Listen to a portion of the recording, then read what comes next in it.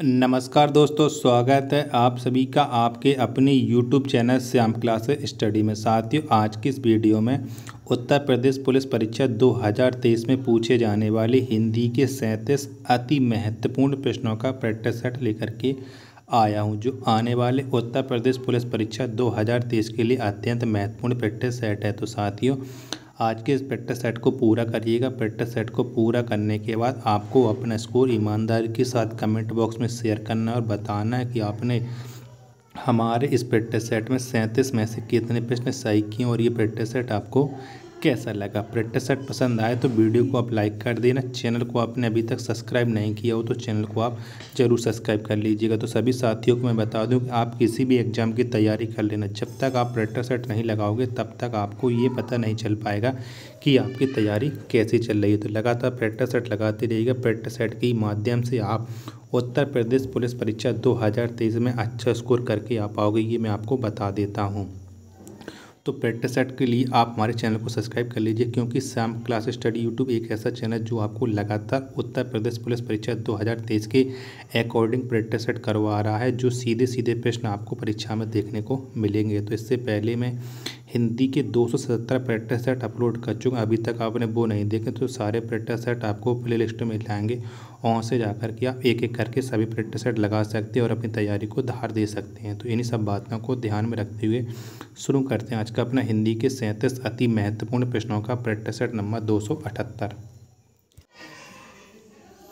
तो प्रश्न है आपके सामने कि वाक्यांश का एक शब्द बनाइए। तो बनाइएगा वाक्यांश का एक शब्द। वाक्य आपका जिसके हृदय में ममता नहीं है, तो इसके लिए एक शब्द क्या हो जाएगा? तो इसके लिए एक शब्द हो जाएगा निर्मम। क्या? निर्मम हो जाएगा, जिसके हृदय में ममता नहीं। ऑप्शन नंबर ए इसका राइट आंसर हो जाएगा।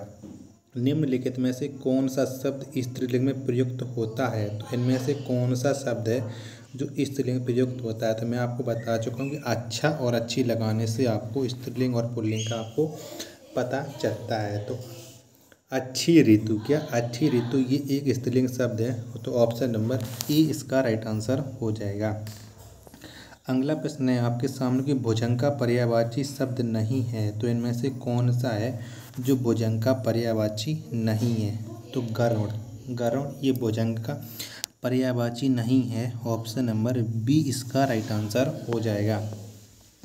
अगला प्रश्न है आपके सामने कि बड़ा घर छोटा आदमी नीला वस्त्र में विशेष से कौन कौन से हैं? तो इसमें से कौन कौन से विशेष हैं वो आपको बताना है। तो इसमें विशेष हो जाएंगे घर, आदमी, वस्त्र। क्या? घर, आदमी, वस्त्र। ऑप्शन नंबर सी इसका राइट आंसर हो जाएगा। अगला प्रश्न है आपके सामने कि वाच्य होते हैं, तो वाच्य कितने प्रकार के होते हैं ये आपको बताना है। तो वाच्य होते हैं 3 प्रकार के। कितने? 3 प्रकार के होते हैं। ऑप्शन नंबर ए इसका राइट आंसर हो जाएगा। निम्न में भाववाच्य बताइएगा। तो इनमें से कौन सा भाववाच्य है वो आपको बताना है। तो कौन सा हो जाएगा भाववाच्य? तो इसमें हो जाएगा आप चला जाए, ये एक भाववाच्य है। ऑप्शन नंबर बी इसका राइट आंसर हो जाएगा। अगला प्रश्न है आपके सामने कि समुच्चय बोधक को कहते हैं, तो क्या कहते हैं समुच्चय बोधक को, ये आपको बताना है। तो समुच्चय बोधक को कहते हैं अभिकारी। ऑप्शन नंबर ए इसका राइट आंसर हो जाएगा। अगला प्रश्न है आपके सामने कि हिंदी में वचन होते हैं, तो कितने वचन होते हैं हिंदी में ये आपको बताना है। तो हिंदी में होते हैं 2 वचन। कितने? 2 वचन होते हैं, एक वचन और बहुवचन। ऑप्शन नंबर सी इसका राइट आंसर हो जाएगा। निम्न में सममात्रिक छंद का कौन सा उदाहरण है? तो इनमें से कौन सा है सममात्रिक छंद का उदाहरण? तो ये है चौपाई। कौन सा? चौपाई है। ऑप्शन नंबर सी इसका राइट आंसर हो जाएगा। अगला प्रश्न है आपके सामने कि सरस्वती का पर्यायवाची नहीं है, तो इनमें से कौन सा है जो सरस्वती का पर्यायवाची नहीं है? तो कौन सा नहीं है? तो कमला। कमला ये सरस्वती का नहीं, ये लक्ष्मी का पर्यायवाची है। ऑप्शन नंबर सी इसका राइट आंसर हो जाएगा। इच्छु का तद्भव रूप है, तो कौन सा है इच्छु का तद्भव रूप? तो ये है ईंख। कौन सा है? ईंख है। ऑप्शन नंबर सी इसका राइट आंसर हो जाएगा।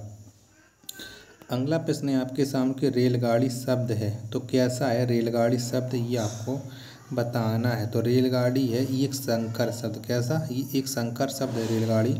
ऑप्शन नंबर डी इसका राइट आंसर हो जाएगा। थोक का पर्यायवाची है तो इनमें से कौन सा है थोक का पर्यायवाची, तो ये हो जाएगा पर्यायक, ये थोक का पर्यायवाची है। ऑप्शन नंबर डी इसका राइट आंसर हो जाएगा। विभू का पर्यायवाची है तो इनमें से कौन सा है विभू के पर्यायवाची, तो सर्वव्यापक और नित्य ये विभू के पर्यायवाची हैं। ऑप्शन नंबर ए इसका राइट आंसर हो जाएगा। अगला प्रश्न है आपके सामने कि व्यास का विलोम शब्द है तो कौन सा हो जाएगा व्यास का विलोम शब्द, तो ये हो जाएगा समास, कौन सा समास हो जाएगा। ऑप्शन नंबर ए इसका राइट आंसर हो जाएगा। नेक्स्ट प्रश्न है आपके सामने कि छक्का पंजा करना मुहावरे का सही अर्थ है तो इस मुहावरे का सही अर्थ क्या हो जाएगा छक्का पंजा करना, तो इसका सही अर्थ हो जाएगा ऊंची हरकत से कार्य सिद्ध करना। ऑप्शन नंबर बी इसका राइट आंसर हो जाएगा। नेक्स्ट प्रश्न है आपके सामने कि अधिमानता में प्रयुक्त उपसर्ग बताएं तो कौन सा हो जाएगा अधिमानता में उपसर्ग, तो इसमें उपसर्ग हो जाएगा आदि, क्या आदि हो जाएगा। ऑप्शन नंबर सी इसका राइट आंसर हो जाएगा। अगला प्रश्न है आपके सामने कि दिए गए वाक्य में एक शब्द रेखांकित है, उस शब्द में प्रयुक्त उपसर्ग किस कोटि का है चिन्हित कीजिएगा। तो विद्यालय का उप प्रधानाचार्य जिम्मेदार व्यक्ति होता है, तो इसमें जो उप उपसर्ग है ये कौन सी कोटि का है, तो ये जो उप है तो ये है तत्सम उपसर्ग है। ऑप्शन नंबर ए इसका राइट आंसर हो जाएगा। अगला प्रश्न है आपके सामने कि प्रत्यय होता है तो कौन सा होता है प्रत्यय, ये आपको बताना है। तो प्रत्यय एक शब्दांश होता है, क्या शब्दांश होता है। ऑप्शन नंबर ए इसका राइट आंसर हो जाएगा। अगला प्रश्न है आपके सामने कि निम्नलिखित में कौन सा विलोम युग्म त्रुटिपूर्ण है, तो इनमें से कौन सा है जो विलोम युग्म वो त्रुटिपूर्ण है वो आपको बताना है।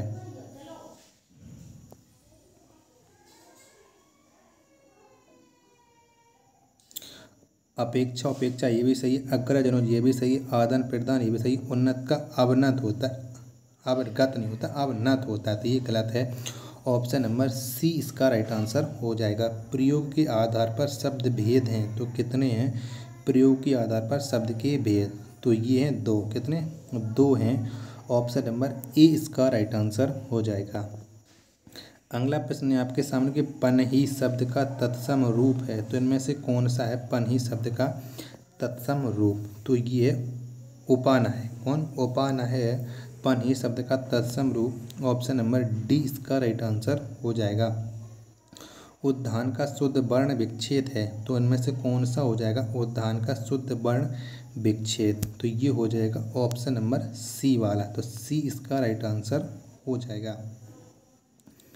अगला प्रश्न है आपके सामने कि सरयूर्मी में संधि है तो कौन सी है सरयूर्मी में संधि, तो इसका जो संधि विच्छेद हो जाएगा वो हो जाएगा सरयू प्लस उर्मी, क्या सरयू प्लस उर्मी हो जाएगा इसका संधि विच्छेद। और इसमें जो संधि है वो है दीर्घ संधि, कौन सी दीर्घ संधि है। ऑप्शन नंबर ए इसका राइट आंसर हो जाएगा।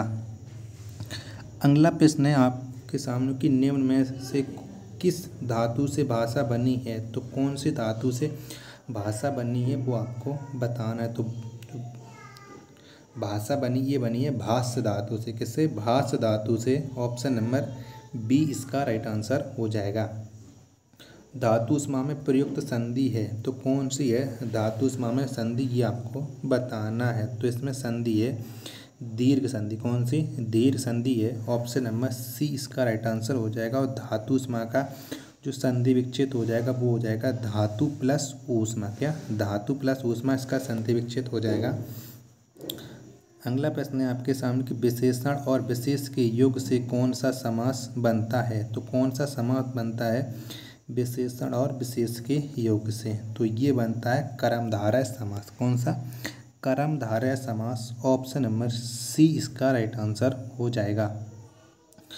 अगला प्रश्न है आपके सामने कि जिस समास का कोई पद प्रधान नहीं होता उसे कहते हैं, तो उसे हम क्या कहते हैं जिसका एक भी पद प्रधान नहीं होता है, तो उसे हम कहते हैं कर्मधारय समास, क्या कर्मधारय समास कहती हैं। ऑप्शन नंबर डी इसका राइट आंसर हो जाएगा। अगला प्रश्न है आपके सामने कि उपसर्ग कहते हैं तो क्या किसे कहते हैं? उपसर्ग ये आपको बताना है। तो उपसर्ग को कहते हैं शब्दांश। क्या उपसर्ग को शब्दांश कहते हैं? तो इसका राइट आंसर हो जाएगा ऑप्शन नंबर ए।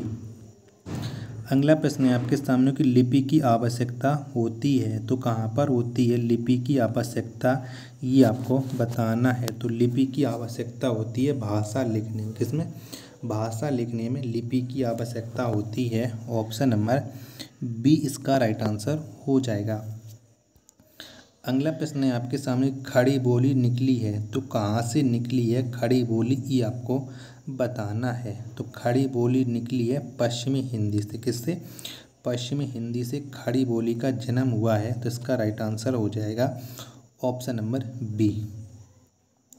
अगला प्रश्न है आपके सामने कि हिंदी भाषा की कुल वर्ण लिपियाँ हैं तो कितनी वर्ण लिपियाँ हैं हिंदी भाषा में, ये आपको बताना है। तो हिंदी भाषा में टोटल 52 कितनी 52 वर्ण लिपियाँ यानी 52 अक्षर हैं।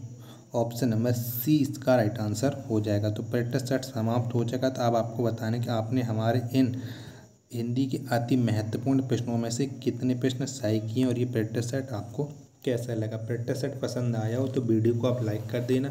चैनल को अभी तक आपने सब्सक्राइब नहीं किया हो तो चैनल को आप जरूर सब्सक्राइब कर लेगा। हमारे यूट्यूब चैनल पर आपको लगातार प्रैक्टिस सेट करवाए जा रहे हैं जो आने वाले यूपी पुलिस परीक्षा 2023 के लिए अत्यंत महत्वपूर्ण होंगे। आप कहीं भी पढ़ लेना, जब तक आप प्रैक्टिस सेट नहीं लगाओगे तब तक आप अच्छा स्कोर करके नहीं आ पाओगे। ये आप बात कान में गांठ बांध करके रख लो। मिलते हैं अपन नेक्स्ट वीडियो तथा नेक्स्ट प्रैक्टिस सेट में। तब तक के लिए धन्यवाद। जय हिंद मेरे प्यारे साथियों।